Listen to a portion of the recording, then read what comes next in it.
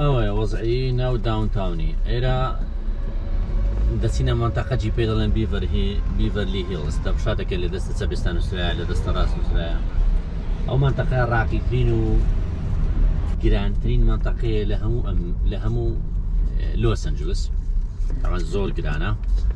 ئەوە زۆر قڕبەڕ ئەوەکانی لێیە ناوی باڵێخانی مەشهورەکان ئەوانەی ئیعلامیەکان و ئاکتەرەکان و گۆرانی بێژەکان و ئیتر ئەوی 2 دیناری لەبەر شێ زیاتر هاتیتە ئێرە خانی کڕیا. خانی نییە تەڕان خانی نییەوە ڤیلەی ڤیلەش نییە ئەوەندە گەورەیە هەر مەزرعە حسێبە. ئێستا مەسەلەن خانێکی ڕامبۆی 2 ساڵە بزانم دەبیتن عەرزی کردبوو بە 110 ملیۆنی ئازام 56 غرفەی نووسن و چەندی سێدا بوو ئەوەندە گەورە بوو بە 110 ملیۆنی عەرزی کردبوو ئەوەندەی نەکرد. کۆڕۆنا ئەوانە بەسەدەهات ئەدیل کڕی ئەدیل گۆرانی بێژە بریتانیەکە بە 58 ملیۆنی کڕی 58 ملیۆن دۆلار. ئیترەوە ئەو مەنتەقە هەیە گرانە جادەی بیڤەرلی هیل وەکو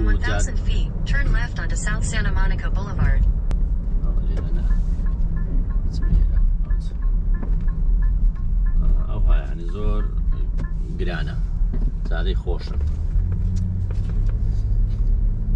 ئەوە نیزامی ئەوەیە یعنی ستۆپ ساینە لە هەر سەرە فەرعی مفاکە ستۆپە چێ سیارە زووتر گەیشتەوێ ئەوە حەقیە بڕواتن ئیتر لە لای ڕاست بی لە دەستە بی ئەوە پیاسێک بەناو بیڤەرلی هیل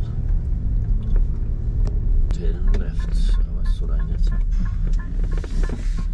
خانەکەی ئێلینی Continue on North Hillcrest Road for 1.5 miles.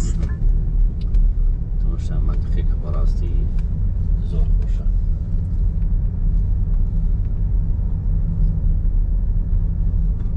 دەبەنەوە بەس لای پێشەوێ لەوێ لای پشتەوە زۆر گەورەتر بی باکیاردی پێدەڵێن دیوی پشتەوەی شە سیارەکانی هەمووی نازانم چلاک هەمووی پۆرش و زۆریان دانەیە نامەوێت کامینەکەی بسۆڕێنە بەرەوەی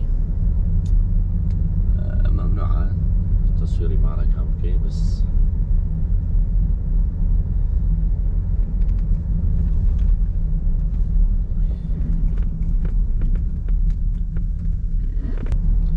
ئەمە کچێ لێزبیەنە